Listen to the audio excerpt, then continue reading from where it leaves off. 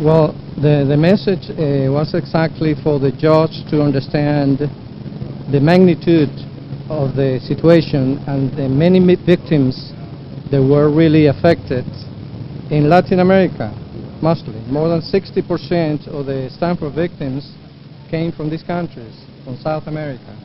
I mentioned Venezuela as the largest group of families that were affected, with 10,435 families. Then the United States with 4,300, and then Mexico, Peru.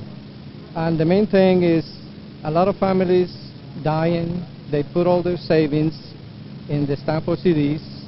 We trusted an American company. It was a U.S. conglomerate that was offering these investments to middle-class people that trusted and put all of their savings in the CDs with the Stanford International Bank. That's not the case. It's one of the things that I've received calls. There are many members in my group. There are common people, common folk, regular people, retired, that they really don't have any other resources to pay for their living and medical expenses. So it's mostly the regular people that were affected. The rich and powerful, they got their money out on time, but somehow they weren't affected like the regular people. Well, in the statements, what I was saying is that a lot of people, a lot of families have been destroyed totally with this crisis. And we didn't see any economic relief for the victims that have been affected. And many of them, they are dying, desperate, alone, without any support or any sympathy from the authorities that are really running the Stanford case in the United States. I'm sorry? I called Stanford. I told him, you deserve what you get. You are a dirty, rotten scoundrel. And that's what he is, exactly. No remorse at all for the lives of victims all over the world. Yeah, we have a grandson that has been suffering autism, and we were bringing him over the United States twice a year for treatment. Now we lost all our savings. We had everything in CDs. Now we're unable to really pay for anything. We don't have any money left. So he is not being treated. Yes, there are people that have committed suicide. There are a lot of people that got depressed and they died, husbands and wives. And well, I will say the dozens is what I hear, even more. But I receive calls from wives telling me my husband died because he couldn't bear.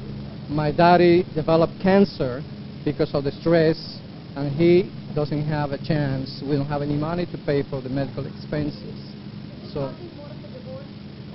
most likely, yes. Exactly, yes. Breaking. Yes, that's right. It's breaking up families because the financial situation is terrible. It's a crisis, really. It's social. This is a social debacle that we have. It's terrible. Do you think if the death sentence has been given to him, is it going to be enough for him? Is it enough punishment for him? Well, or do you deserve even more? he deserves life in prison. I don't believe in the death penalty, and he deserves what he gets. Yes. He deserves to stay in the prison forever. Yes, without any parole. Yes. My name is Jaime Escalona. It's Jaime. Last name is Escalona.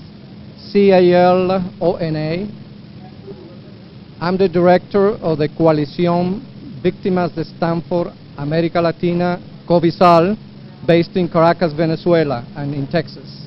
Well, of course, we're disappointed in the verdict. We wanted, we thought that we had filed enough motions and documents that illustrate why this wasn't a Ponzi scheme. We still don't think it's a Ponzi scheme. But the judge ruled, and that's what it is. We filed a notice of appeal, and I think there's a lot of issues to be appealed. You know, obviously not good. He feels like the media has been tough on him, especially about the Ponzi stuff. He feels like a lot of the characterizations about his business are incorrect, and we thought we fleshed that out with the judge this morning.